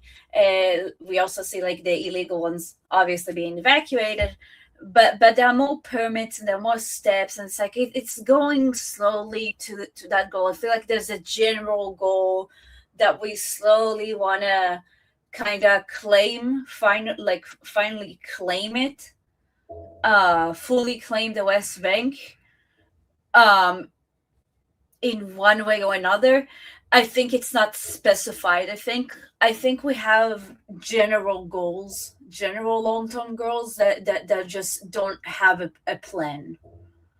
So this is specifically something, and it might have been unclear because of my voice or because I'm reading this, so it's clear to me, and you're just hearing me saying it. Yeah. He explicitly distinguished between policy that right and left disagree on and a security doctrine, which is like a policy for long-term security, like other than, let's say, we have disagreements about what to do with the Palestinian issue, but we have to have an agreement on how to deal with it while we have those disagreements. So it's not just about like annexing or not annexing the West Bank, but like given the conflict about annexing or not annexing the West Bank, what do we do? Given the existence of Hamas in Gaza,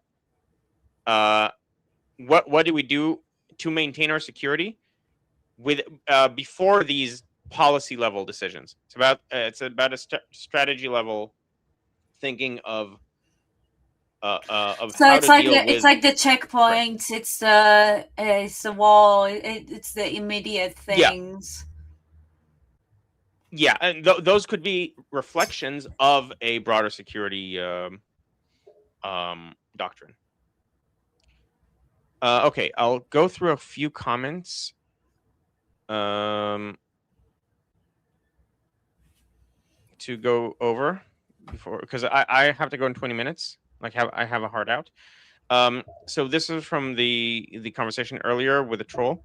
Shias have a huge history of embedding with children. It's their MO. This is true. And Hamas is not Shia, for the record. Hamas is Sunni, but Hamas has been trained. Yeah, but they have been trained by the IRGC. They have explicitly went to training in Iran under the IRGC, so they employ a lot of their tactics. Which is actually a very interesting point to see. The only time Shia and Sunni can agree on something is the head of hate for Israel. Yeah. Yeah. See, Okay, quickly we about actually uniting the Muslim world. you're welcome. Yeah, we also unite anti-Semites from the right and the left. On like Nick Fuentes and Dave Smith were like, oh wow, we disagree on so many things, but it's good that we can find agreement. Yeah, great, awesome. Kumbaya. So Shauna is saying, what about EMDR therapy with regards to early childhood trauma? I've heard it has great results. It has great results, or not just trauma, but like things that shape your worldview. It has great results. So EMDR is eye movement. It's Forgot the other. it's a rapid eye movement thing. Yeah, Yeah, I don't I remember know the what you exact. mean. Yeah, so I don't remember the exact acronym, but it's basically when you bring up a bad memory, and because you're doing an activity, you're using your working memory, it actually diminishes the emotional strength of the memory. It's good for trauma specifically, like trauma that has a vivid memory that you recall. It's good for that. It's not good for things that you don't remember an explicit case for, and are just like have shaped your worldview. But good question. Thank you, Shauna. And starting fresh. Okay, actually, on the same topic, I had EMDR and brain spotting and internal family systems and all kinds of trauma therapy. So that's trauma therapy. It's different. I Yeah. mean, it's different than what we were talking about. They're helpful, but PTSD and CPTSD, complex post-traumatic stress disorder, complex meaning it's ongoing throughout your life, I know. or for several I years. have both. Yeah, I'm not explaining it to you. I'm You explaining explain it to to chat. viewers. Yeah. Are lifelong to deal with. You need a combo. Yeah, you need a lot bigger of an intervention. Is minority rule in Israel possible? Technically, yes. Practically, it's very hard because you'll never be able to pass anything. Because minority rule, like Israel's government is made of the parliament, so you can't pass anything. But in theory, yes, you can have outside support from parties that disagree with you. Okay. You have debate. He later corrected this. Apo is saying you have a debate between candidates in Israel. I'm sure it will resolve with it. We actually don't. We don't have debates in Israel. And so I wish, because Eisenkot invited Netanyahu to a debate. I actually wish Netanyahu would take him on it, primarily so that I can hear what Eisenkot's positions are. Because right now it's like current positions. Because he has positions that he held before October 7th, and a lot has changed since. And I'd like to hear what he thinks he got wrong. Thank you for the question. Agent Anderson is saying, is there an Israeli left analog to the U.S. Democrat Shahada? There is no Lord but Obama, and Biden, whoops, I mean Harris, whoops, I mean AOC Newsom is his messenger. Putting aside the loaded nature of the question, no, the Israeli left is extremely fractured. Like famously, if anything, this happens on the right. You have Netanyahu as or used to be the case, was the undeniable ruler of the right wing, and the left wing kept switching leaders and switching people that they put in front of him to see maybe this one will work, maybe this one will work. Yeah, the thing that I commonly see, I remember first getting into politics scene, like the first time that I needed to vote, and I wanted to see the candidate, and it's just like I asked about parties. I asked different people. It's like, no, he's not left. He's right, or he's not left, or he's not left. He's not actually left. He's left, but he's too left, and there was sense of like there is not a single person that they could look up to and say this is a representative of the left wing. Yeah. The opposition to Netanyahu has been characterized by its opposition to Netanyahu.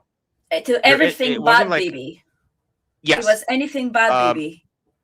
Yes. And so like there wasn't a coherent platform to say we're offering this in a coherent way. Like it kept changing every election, every party. Like there's no coherent alternative. To be fair, you could argue there's no coherent thing that is happening with the government. You could argue it's improvised. That's sort of what. That's also the thing about the Likud of how a lot of times they say, oh, they're not really right wing and they're not really left wing and they're not even center wing. It just I think the lines between I think the meaning of what it means to be a left wing in Israel or a right wing, I think the lines have blurred so much that no one really knows anymore, except for like, oh, we know about the extremes. We know about the two extremes, but it's like everything in between there is so blurred at this point. So sorry. So I think there is a clear clear line between left and non-left, and I think that line is the Democrat Party in Israel. It's 10 seats out of the whole electorate. And the rest of the people are different shades of right wing in Israel. Like Lapid is economically very right wing and like centrist in terms of other things. He's a liberal, with everything that entails. But yeah, the lines in Israel are drawn not on those terms, and they're somewhat drawn arbitrarily.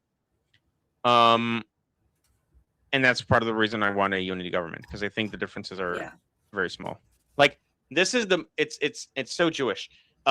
We have one of the most divided countries where everyone agrees on most things. Like the gaps between, let's say, 80 seats in the parliament is much smaller than coalitions you have in other countries. But they can't form a government. It is so Jewish. Oh my god. Okay, a couple more comments. General Avivi's chances by Bobo. Bobo asks interesting questions. I like having Bobo here. I don't know if he's running. I think he alluded to running.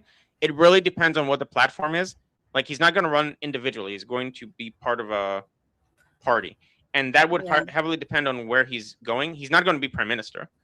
But it highly depends on where it's not enough. He doesn't have enough reputation for that. No, enough support for that. Okay, Sassy Frass saying, from the outside looking in, this is such an interesting conversation. It is also similar to many other election direction discussions in every other nation currently.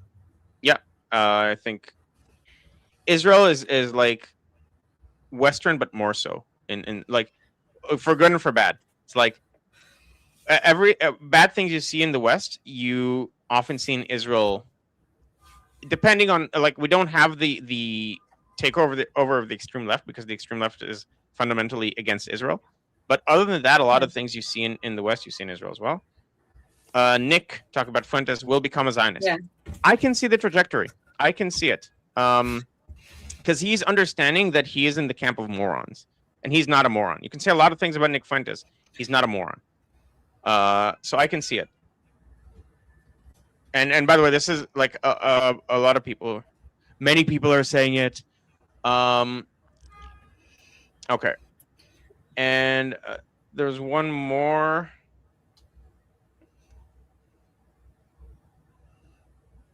No, okay. All right. All right. So one more. We will reject him no matter what. Yeah, the issue with Nick Fuentes is not just that he's against Israel. Everyone reject him. He was rejected and persecuted by everyone. He was shut down by every platform, by every like. It's actually really interesting to read about his story. I think he's representative of a lot of the disenfranchised youth in America right now. I have a lot of sympathy for Groypers. I say this often on this show. I have a lot of sympathy for Groypers because they have been maligned by their culture. And the problem is that like the people who maligned them then told them, and by the way, it's because of Israel that you're maligned. Like it's the indoctrination, the left-wing indoctrination in the West that is pushed by China, Russia, and Qatar. And then also, so that left them feel like white men feeling disenfranchised, but also like told that they're privileged and they should shut the fuck up. But then those same indoctrination mechanisms told them, and by the way, the reason for your problem is Israel.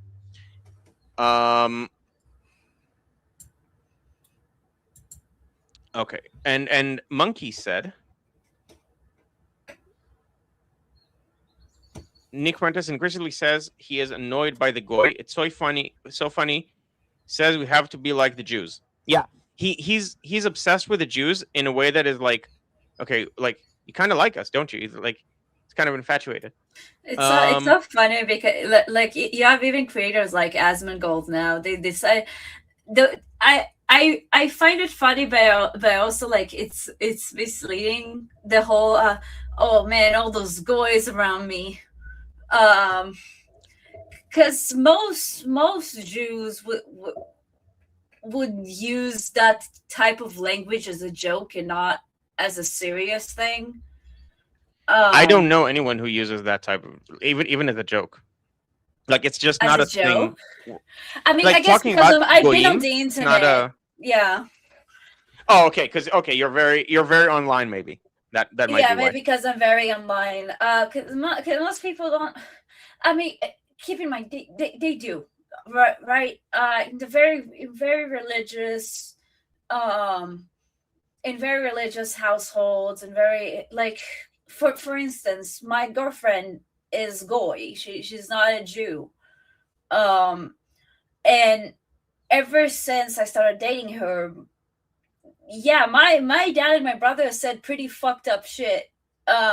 Really? And yeah, and they say like, no, we don't hate her, like, but like, she's a goy. You can't be with a goy. I'm like, that sounds like a pretty discriminatory thing. It's like, it's not not like okay. we have something against her. She's just a goy. Okay, Like, so no, and because this is online, I feel the need to clarify. First of all, it's funny because I mean she's also a woman, so like there are when you're Jewish, you're not supposed to marry a non-Jew. Like it's part of the halacha, the halacha, yeah, the Jewish Shulchan law. Aruch. Yeah. Yeah, yeah. So you're not supposed to marry someone who's not Jewish. And it sounds like it wasn't saying, oh, goys are dumb or goys are yucky or whatever. It's saying we have a problem with you dating someone who's non-Jewish, which I think any religion, like a Christian, if they're a devout Christian, dating a non-Christian would also be a problem. The funny thing is that she's also a woman, and you're also not supposed to date a woman. And so it's funny that there's it's been an issue. development.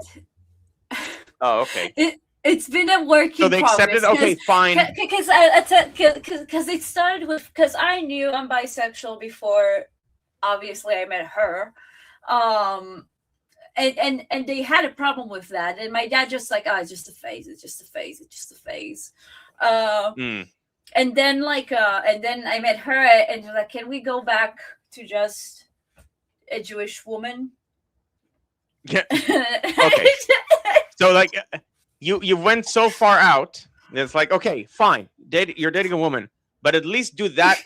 Have your partner be Jewish according to the halakha. Yeah. Yeah. So to clarify, what you said originally sounded way worse, and the kind of thing that people would clip out, like, oh, they do talk about goys. They're not talking.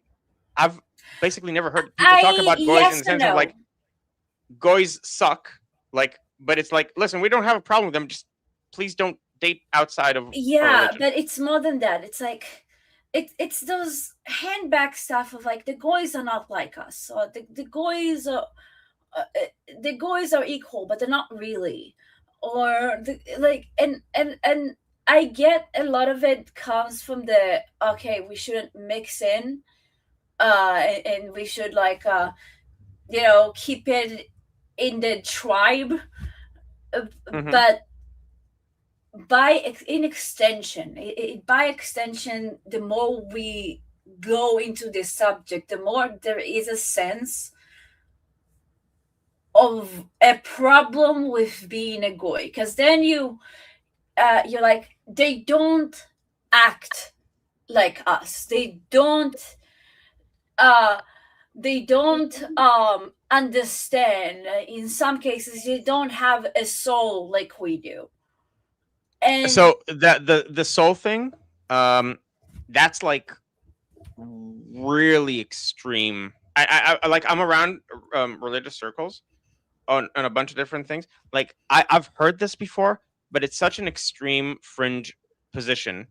You can have like there's discussions about levels of souls and the ruach Yes, versus neshama exactly. versus Like stuff like that. there are 3 levels of souls, and they basically 4 only actually. have one of them. And They, this is no, they don't. No one said no. Okay, so what I mean, from my understanding, is that there are 4 levels of souls, and most people have the third. They're not, the one is like the animal. That's not what what Judaism says about like keep in mind, non-Jews.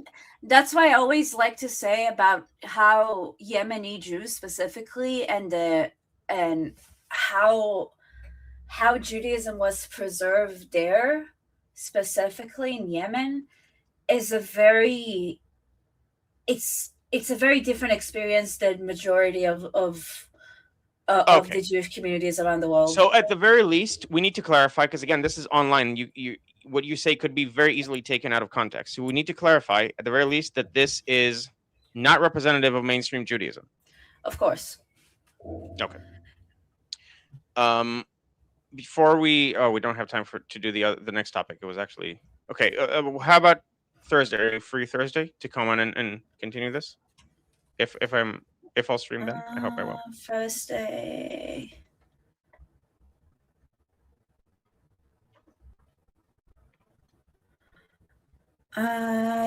Yes.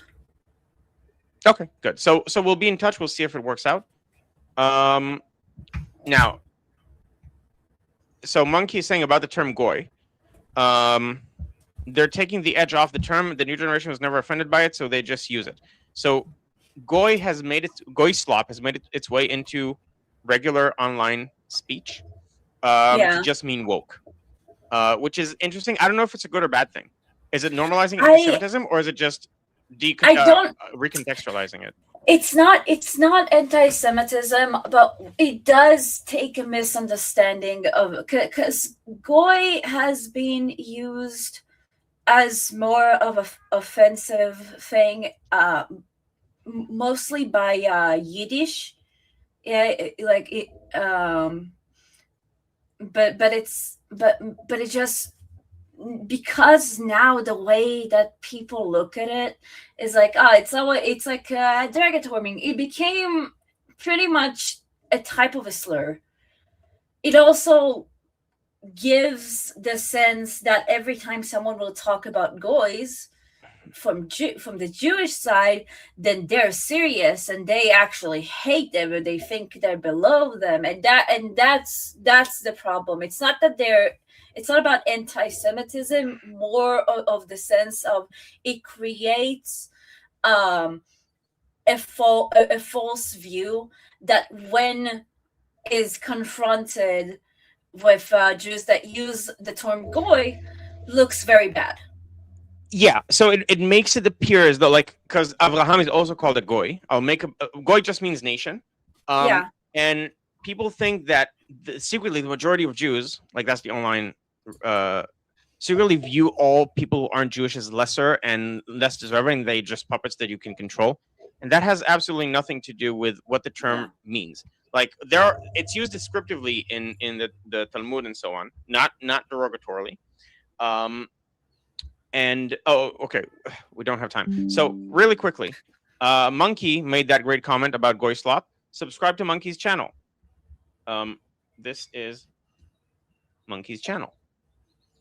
Also subscribe to my channel and to Ali's channel and join the discussion group. And if you're interested in learning Hebrew, I created an online course called Heblio based on my background in cognitive science and my experience in language learning. And there's a link in the description. I already had I was surprised about this, but I had interest from this community. So I figured I'd at least plug it. And also join the discussion group, where I have live streams every Monday, but Ali also has streams every 3 days, and Armin has streams every single day. And it's very interesting. I learned a lot there, and that's how I got this channel, actually, by being part of it. So you could have a channel one day too. Okay, and I have to go. Thank you, Sapir, for coming on. problem. Let's try doing it on Thursday. We'll see if that works out to continue going through Eisenkot's platform, because it's really, really interesting, because he has a very solid chance of being prime minister, and we need to know what that would mean. We need to name more. Yeah, we need to know more about him. I feel like for a lot of people, it came out of nowhere. For a lot of young voters. Yeah. Okay. So hopefully I'll see you on Thursday, but and also all of you lovely viewers. So subscribe to our channels, join discussion group, etc. Goodbye. Bye.